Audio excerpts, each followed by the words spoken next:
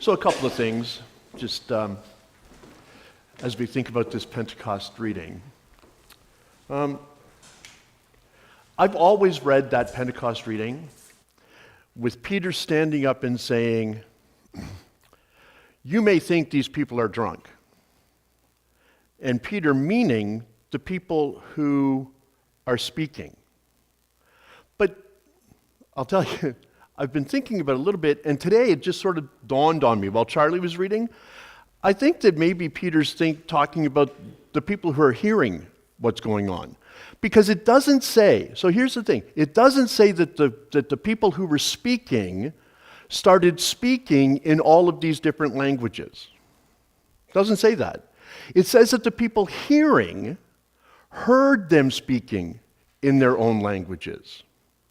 So it's impossible, I'm going to come back to impossible in a minute, but it's impossible for me to speak right now, so I'm speaking to you in English.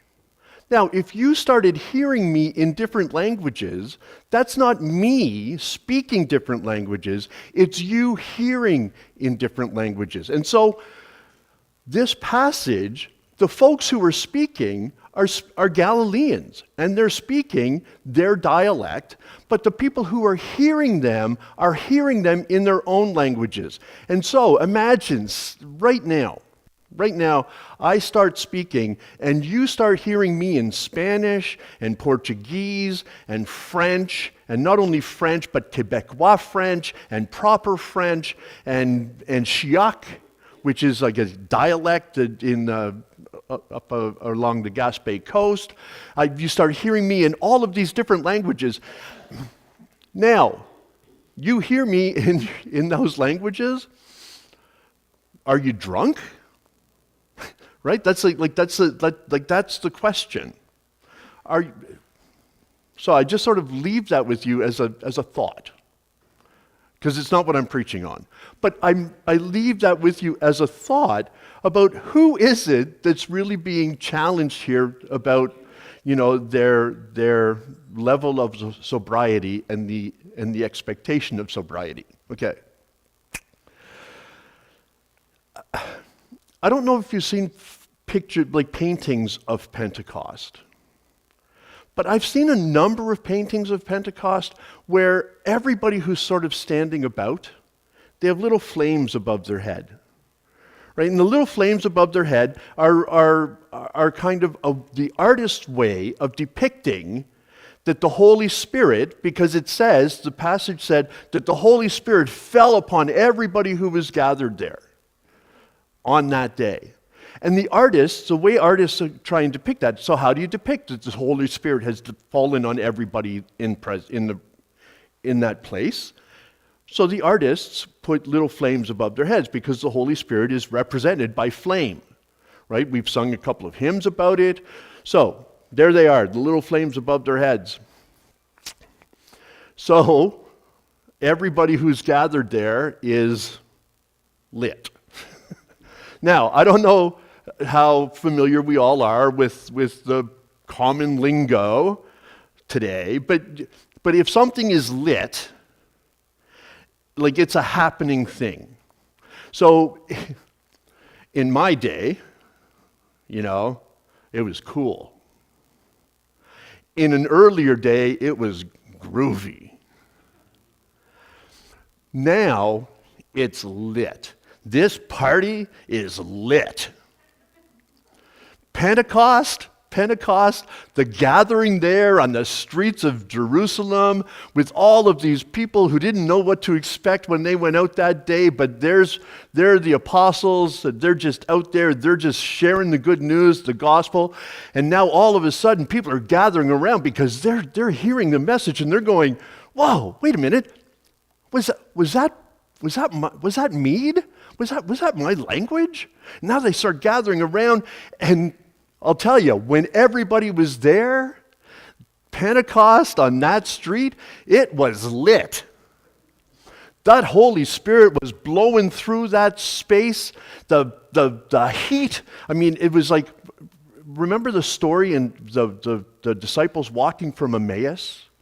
or walking to Emmaus, and then they turn around and they go back to Jerusalem. And when they sat at table, they shared bread, and we're going to do that today. But when they shared the bread, it was like their hearts were burning within them. They were lit. This party was lit.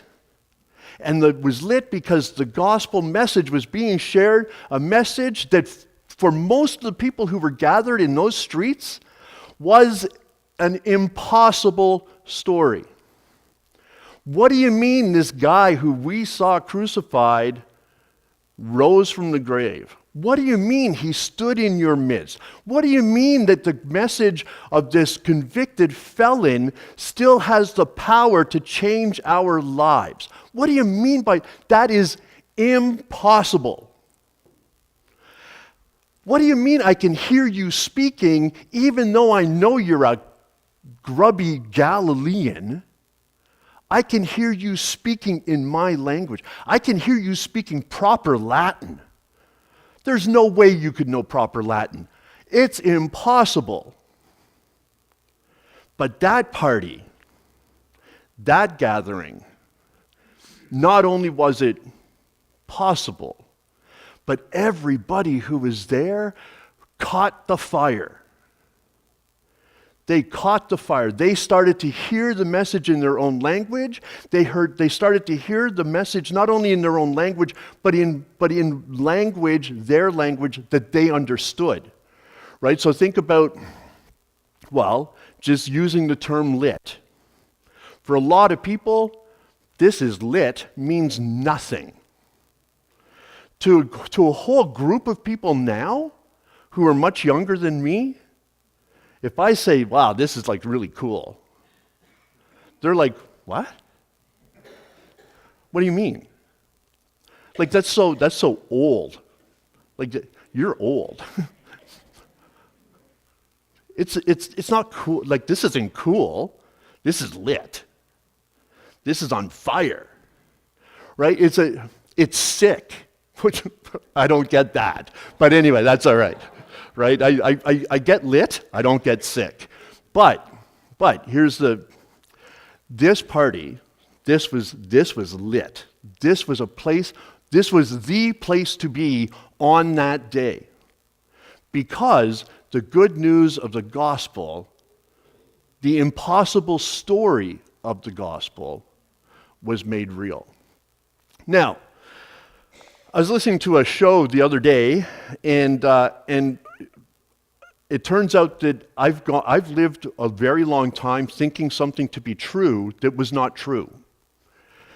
So I always thought that Muhammad Ali, right, boxer, we're all old enough to know who Muhammad Ali is, that Muhammad Ali had said at one point, impossible is not reality. Impossible is only an opinion. It's been attributed to Muhammad Ali since I can remember. But I was listening to the ad show on CBC, Under the Influence, with Terry O'Reilly. And Terry O'Reilly said that quote is actually not Muhammad Ali's. It's attributed to a young woman advertising executive, and he named her, and I can't remember her name, but I will remember it and I'll tell you another time. But the message is, what an incredible message, right? Impossible is not reality. Impossible is only real until someone does it. And then it's not impossible anymore. It was once considered impossible for anybody to climb Mount Everest until somebody did. It was impossible to go to the moon until somebody did. It is impossible to go to Mars, but we've landed something on Mars, and something will get there. It was considered impossible to, just think about everything in your life that was considered impossible at one time that now is real. People used to watch Star Trek And they watch the things on Star Trek and they go, that is impossible. A tricorder that measures our vital statistics? Impossible. I don't know about you, but we have a little ear thing that tells me my temperature, right? Like they're communicators that we can talk to each other from around the world with no wires? Impossible. My phone isn't here because I don't want it ringing during service, right? I don't want someone calling me who's not here right now. The story of Jesus, the story of first of all, the story of someone from Nazareth who could do the things that Jesus did, impossible in the minds of most people in that time and in that area. That he could preach, that he could understand, never mind preach, but that he could understand the scriptures in the way that he did. Impossible. He wasn't formally trained, we don't think. He could have been. There have been people who have said he was, but it was impossible. People would hear him and go, how is this possible that this is happening? Because until that moment, it was impossible. Someone rising from the dead? Impossible until it happened. The message of the gospel surviving 2,000 years after the death of the person who first proclaimed it, who was a convicted felon, who was sentenced to death. Impossible. But here we are. Now, we're celebrating the 100th anniversary of the United Church of Canada. And I don't know about you, but I've been reading an awful lot of stuff online and in print. I've been hearing people interviewed about, that we're sounding the death knolls of Christianity. That in a world where, attention spans are growing shorter and there's so many demands on our time and there's so many other places to kind of exercise our good humanism, that the Christian church is dying, and the United Church, and this comes from not only folks from outside the church, but from inside the church. That we're dying. That if we're still here in 50 years, it'll be a miracle. Well, here's what I'm going to tell you. I believe in miracles. I do not believe that it is impossible to envision a church 50 years, 100 years, 500 years, 1,000 years from now. People have been saying that for 2,000 years. People have been saying that the Christian church is going to die since the day it was born. Here we are. We are in the business of impossible. We are in the business of making sure that the gospel message, a message that is just as true today as it was the day Jesus proclaimed it, that the God who Jesus identified and introduced to us, the God who not only created us, who not only nurtures us, but the God who loves us,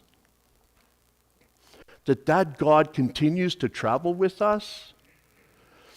There are a whole lot of people who tell us that story is impossible.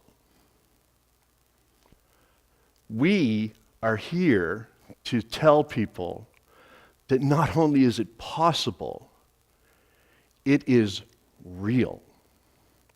It is the life that we live today.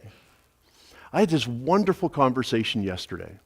I was wearing a t-shirt because we were at Springfest. Well, you know, because, yeah. I was wearing a t-shirt that said, let me tell you about Jesus, or let me tell you about my Jesus. So at Springfest, someone came up to me and went, if you tell me about your Jesus, can I tell you about my Jesus? And maybe we'll be talking about the same person. That was a great conversation. Then I came here for the artists' event, for the exhibit in the gallery. And a woman who was here, she was a friend of one of the artists, started talking to me about my t-shirt and about how she finds it so difficult to understand people who can go through life without faith.